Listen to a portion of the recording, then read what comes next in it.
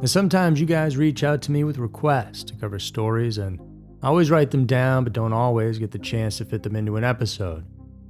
And so today, I'm taking 5 of the creepy and strange ones you've asked about and bringing them to you right here. Thanks, by the way, for the suggestions. I hope you enjoy it. There's 5 true crime cases you requested. Number 5. A predator in Canada. On a warm, sunny day in Ottawa on August 6th of 2003, 27-year-old Ardith Wood set out on a bike ride to enjoy the great outdoors.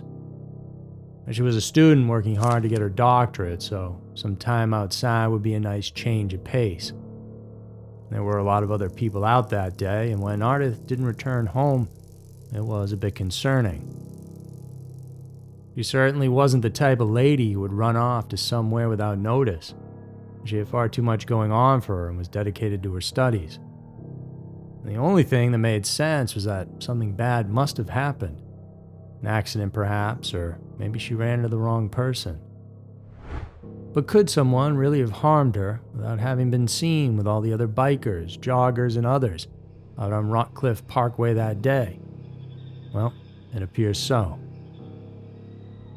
Hundreds of volunteers jumped in to try and assist in locating the woman. They combed the trails, the water, the dense brush along Greens Creek. Days passed and fear spread. No one wanted to believe the worst, but deep down many knew Ardith was never coming home. It was ultimately a canine tracking dog that picked up her scent, and it led them to her body hidden along the west bank of the creek. And by the looks of it, she had drowned, but this was no accident, as her head had been pushed underneath the shallow waters. And on top of that, all her clothes were missing. The water had done more than just kill Ardith. It also washed away DNA evidence from the perpetrator, so the police were going to need to hope that somehow somebody would come forward with the missing link. And luckily, more than one person did. See, the community wasn't just going to sit around and let a sick person like this roam their streets. And soon tips began pouring in from those who were on the trails that day. And while nobody saw exactly what happened to Ardith, they did see a man on a bicycle who was acting strange. He was trying to approach women and lure them down some of the lesser-known bike paths. From all those descriptions, a composite sketch was created, and soon it was sent out all across Canada, posted on telephone poles, put in the papers, online, and in the news. It would take 2 years, but eventually Christopher Myers was brought in for questioning, and he certainly fit the profile, as this guy was a serial predator, a man who had already left a trail of victims in his wake. In 3 assaults in total, women grabbed and beaten, and more. 2 violent robberies on top of that. The most sickening part was, by his own admission, Myers didn't just commit these crimes for gratification, and he liked the control of it all, and that included the cat and mouse game he played with police. August of 2003, were you the one who caused the death of Ardith Wood? No matter what anybody says, whatever a machine says, nothing. I did not kill nobody. Period. Which is why at first he tried to spin his own version of events on that day. He first claimed that he and Ardith had met and walked together, that she fell after a kiss. After that, he ran away in a panic, only to return and find her dead. You did put your hands full? Yeah. Yes. And what did she do? And then she came back. Yep. And then the girl walked up, and then I took off. But of course, the truth was much darker. He had drowned her. And ultimately, in January of 2008, Myers pled guilty to second-degree murder. After that, he was sentenced to life in prison with no chance of parole for 10 years. And today, he still takes lithium, an antipsychotic medication, trying to keep his mind in check. But the psychological evaluations don't lie, and he is still at high risk to commit violent crimes, which is why he will most likely never be set free. Number 4. A teacher's mysterious end. She was a woman who changed the lives of young people, an educator who found ways to reach her students beyond the classroom, often challenging them to a game of basketball as a way to connect, to guide them onto the right path. Charlene Thigpen was loved, respected, and admired. She came into the classroom every single morning ready to go, and then one day she just stopped showing up, and the rumblings as to why began to fester. On the night of February 27th of 1992, Charlene was last seen driving in Wilmington, North Carolina, heading north on Kerr Avenue. Behind her, another vehicle followed closely, a blue 1990 Mazda 626. That car belonged to her husband, Oliver. Days later, her vehicle was found abandoned in a parking lot near Helu Market. Inside it, there was nothing, no evidence to suggest anything bad had happened, and no important personal belongings left behind. It appeared like she had parked and got into another person's vehicle from somebody she probably knew. But who? Oliver, of course, was asked what happened that night, but he feigned ignorance, saying him and his wife went their separate ways on that road, that she was going to go run errands. Where and why, he didn't know exactly. Some weeks passed, and then on April 23rd in Brunswick County, a group of state workers cutting grass near power lines along Highway 7476 ran over something in the overgrown brush, a discarded old sofa. And as they moved the debris out of the way, what they found beneath it was 2 large trash bags, and inside them were the badly decomposed body parts of Charlene. Her remains had been left exposed to the elements for so long that medical examiners weren't able to determine an exact cause of death. And there were signs of damage to her neck, possibly indicating strangulation, but in the end, nothing definitive enough to mark it as the cause. But whatever had happened, well, someone had gone to great lengths to dispose of that body. The discovery of Charlene shook those at Myrtle Grove Middle School, where she taught especially. And she was one of the good ones, so something like this just rocked everybody's foundation as to what school and even life is all about. Sure, it can feel safe and controlled for the most part, but in the blink of an eye, that can all change and the facade can come crashing down. It can take time to rebuild that bubble, and what helps is finding answers. Though in this case, there are none, so it's much harder to do. She never spoke ill of anybody. She was a strong Christian woman, very involved in her church. You're just dumbfounded as how someone could do this to her. From the very start, the fact that she was last seen with her husband Oliver raised immediate suspicions. And what was happening in their marriage? Were there signs of tension or trouble? It's always hard to know what's really going on behind people's closed doors. Authorities have never publicly named a suspect, but they have also never cleared Oliver Thigpen of suspicion. His car was seen following Charlene's the night she vanished, and he was the last known person to be with her, and yet no arrest has ever been made. The location of where her car was found, the Helu Market on Princess Place Drive, is a part of town known for crime. So it is possible someone took her against her will, or maybe she was even forced out of her car by somebody she knew. And there were no cameras or witnesses, so who knows for sure. And to this day, investigators are still searching for anyone who might have seen something that night. And Charlene's murder is not forgotten. Each year, Myrtle Grove Middle School gives out the Charlene Thigpen Award to honor a student who embodies the same spirit she carried, one of kindness, perseverance, and leadership. And if you happen to have any information, no matter how small, then contact the Brunswick County Sheriff's Office. Number 3, Holly Branagan.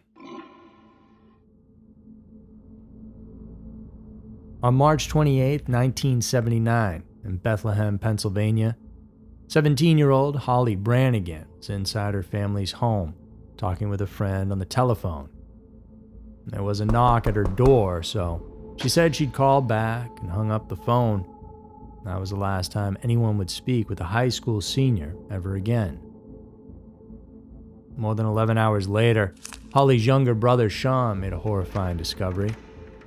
And there on the kitchen floor, lying in a pool of blood, was Holly, with a large kitchen knife still embedded in her back. And this crime had all the elements of a horror film. A popular teenager brutally killed in her own home, a killer who got away, and a grieving father in Richard, who was already a widower, would be dealt another crushing blow, and just months later, Sean was also killed in a gas station explosion.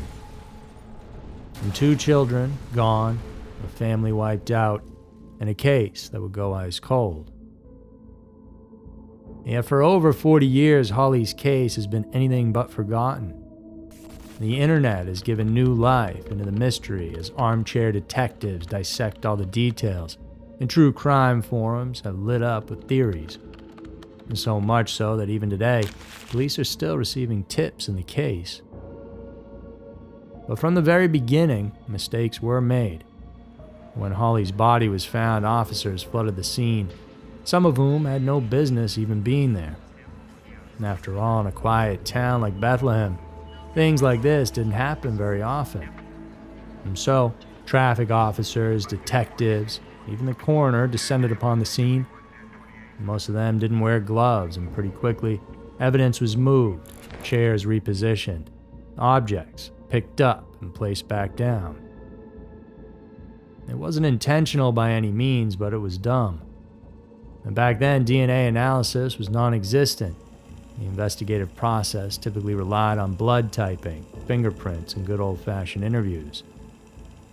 And since the day of the crime, the knife that ended Holly's life has been tested for DNA, but forensic breakthroughs have led to nothing. The fingerprints at the scene have been re-examined, but no matches to anybody have come up. And evidence that was stored improperly has also deteriorated over the years. We were really trying to see if we could extract some DNA from the knife, and we sent the knife back down to the FBI lab in, I think it was Virginia, but we were unable to do that. So while the trail has officially gone cold, the interesting part of this case is that authorities believe they actually know who killed Holly. They just can't prove it. And they have a suspect, the person they strongly believe was responsible, but the problem is the evidence is only circumstantial. And with each passing year, that suspect, who has never been named, remains free. At one point in the case, investigators considered 6 potential suspects. They were males and females, classmates and neighbors, and one by one, all of them were ruled out, except for one. And for decades, rumors swirled about a grandfather clock frozen at the moment of Holly's death, 5:20. And this is one of those details the internet loves to look into, but in the end, it isn't necessarily anything. The clock in question was actually a small cuckoo clock in the kitchen. Investigators don't know if it stopped at 5:20 a.m. or p.m., and it also might have nothing to do with the murder at all. But over the years, the story took on a life of its own, adding to the eerie mystery of Holly's final moments. And as for her father, well, justice was something he had to just let go of. He remarried years later and did what he could to move on, but he never stopped searching for justice. And get some conclusion as to what went on. And that's really all I'm looking for. When I go, and that's it. Maybe when I go, I'll find out the answer upstairs. When Richard passed away in 2016, he still didn't know who took his daughter's life. And to this day, Holly's case is one of 35 unsolved homicides in Northampton County. Detectives hold on to hope that someone, somewhere knows the truth and will either come forward one day or perhaps even slip up. Number 2, buried alive. It was Labor Day weekend of 2003. Matt Schreibner, an experienced horse trainer, was riding along a remote trail in the Sierra Nevada foothills, just a few miles northeast of Auburn, California. And the area was rugged, isolated, a place where you can ride for miles without seeing any signs of people. But that day, something unusual caught his eye: a freshly dug hole. It was deep enough to stand out in the otherwise undisturbed landscape, but there were no tools or markers like workers were doing something, just an exposed patch of earth that seemed wrong. Schreibner thought about it for a moment, but then continued on his way. A week later, though, he returned to the same trail, and this time a mattress had been dumped at the very same spot. Again, it was odd, but the area was known as a dumping ground. And it wasn't until he saw the local search teams gathering nearby that the pieces started clicking into place. Justine Vandershoot, a 17-year-old girl, had recently vanished without a trace, and that hole in the ground was about to become the epicenter of this case. At the time, Justine was just weeks away from starting her senior year of high school. She had a close-knit group of friends, loving parents, and a bright future. But on the morning of September 2nd, her parents, Dawn and Lynette, woke up to an eerie silence in the house. And Justine's bedroom was empty, and her truck, normally parked right outside, was gone, and then panic set in. It's just not like her to just go off in the evening, not call or something. She is very responsible. She wasn't one just to take off and go. That's not our family. We're a very tight family. The Vandershoots contacted the police immediately, and as the hours stretched into days and then weeks, a dark cloud of dread settled over Auburn, and something about it all felt sinister. Investigators turned their attention to those closest to the girl, and it didn't take long for them to zero in on two names: Danny Bessemer and Brandon Fernandez. And Danny was Justine's boyfriend, but their relationship wasn't exactly a healthy one. Her friends described him as controlling and jealous, the kind of guy who needed to know where she was at all times. And on top of that, he had a temper. And Brandon was his best friend, always following close behind. The two did everything together, so if one of these guys was involved, then the other likely was as well. Was murdered. Now suspect, the boyfriend, Daniel Bessemer, talked exclusively with KCRA. Did she have anything to do with Justine's disappearance? Absolutely not. Detectives had a gut feeling these two knew more than they were letting on. When the FBI got involved, that suspicion turned into a certainty. And federal agents split them up. Brandon was interrogated at the FBI office in Sacramento. Danny was questioned at the sheriff's department. The goal was to freak them out, and just to get one of them to crack. And eventually, Brandon did. Agent Jeff Rennick, known for his ability to extract confessions, especially in cases involving children, looked him in the eyes and asked, Have you ever seen anyone die? Brandon, yes. And the weight of those words broke him, and Brandon confessed to everything. He led investigators to Justine's grave, the same spot where Matt Schreibner had seen that hole in the ground weeks before. And because it had been pre-dug, it was clear that this was no crime of passion. It was all premeditated. Danny, tired of the jealousy, decided to strangle Justine one night to get his revenge for making him feel that way. The thing about it, though, he wasn't strong enough to fully finish the job. When they brought her to that hole, she was actually still alive. The autopsy revealed that somewhere beneath that dirt, she had taken her final gasping breaths, all alone, trapped, fighting against the inevitable. Now cornered, Danny admitted to strangling his girlfriend, but tried to shift the blame onto Brandon, claiming he was the mastermind of it all. And Brandon, of course, said the opposite. At the end of the day, Justine was still dead, and both of them had played a role in making sure she never came home. And so, Danny went on to receive 25 years to life, and Brandon got 15 years to life. In 2018, though, California changed their laws, and so currently Brandon is trying to fight his way out, claiming he was just an unwilling participant, threatened by Danny. As to how that will all unfold, well, we'll all have to wait to find out. Number 1. Angelica Sandoval. On the night of February 23rd of 2011 in Alamosa, Colorado, 21-year-old Angelica Sandoval pulled into the driveway of her home. And she had just picked up her laundry and had her 1-year-old daughter with her and just taking care of those everyday mundane tasks. She unbuckled the baby and took her inside along with some of the laundry in one hand. She headed back out to retrieve the rest, and about 15 minutes after that, her brother, who was inside, realized she hadn't come back, which was strange. He went to check on her, expecting to find her chatting on the phone or maybe fumbling with the laundry. Instead, he found an eerily still scene. Her car door was hanging open with the keys still in the lock. Her purse was abandoned with the contents spilled out on the seat floorboard, as if it had been knocked over. Her cigarettes and phone, and things she never went anywhere without, were inside the house. A single mother who adored her child wouldn't just walk away, but Angelica, she was most certainly gone and has never been seen again. And when you look at what she had scheduled on the calendar in just 10 days, well, things begin to add up, even though they're still not proven. See, Angelica had a target on her back because in just a week and a half from that day, she was due to take the stand in a high-stakes trial.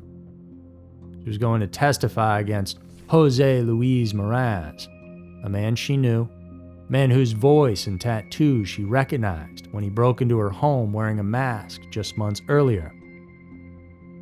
It was November of 2010, and she'd been sleeping when Meraz allegedly forced his way inside and threatened to shoot her and her baby and then robbed her of $200 before tying her up with duct tape.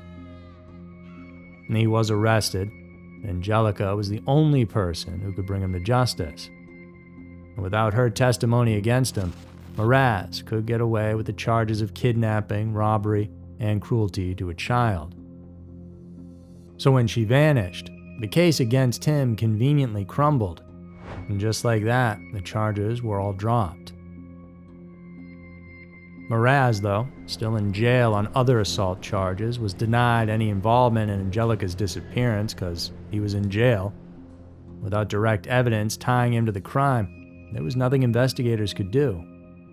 They couldn't get him on the robbery case, and then they couldn't get him on her disappearance. Angelica was the eldest of 6 siblings, a young mother trying to carve out a future for herself and her daughter.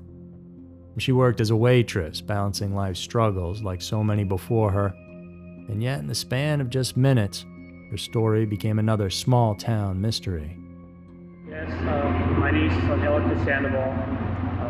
She's been missing since February 23rd, 2011. She has a beautiful daughter, and he misses her dearly, and a wonderful family that misses her. Just need help and have faith that she will someday be found. Her mother now raises the daughter she left behind, and her name lingers and whispers throughout Alamosa, and her case remains unsolved. And if you know anything about the disappearance of Angelica Sandoval, well, now is the time to speak. Because someone out there knows exactly what happened that night, and it's time the world does too. And so there were 5 true crime cases you requested. Thank you so much for tuning in. If you want more content like this, remember to subscribe and hit the bell so you know when we're posting out our new content. It's 2 new episodes every single week. Thanks so much for stopping by. You guys stay safe out there. I'll see you soon.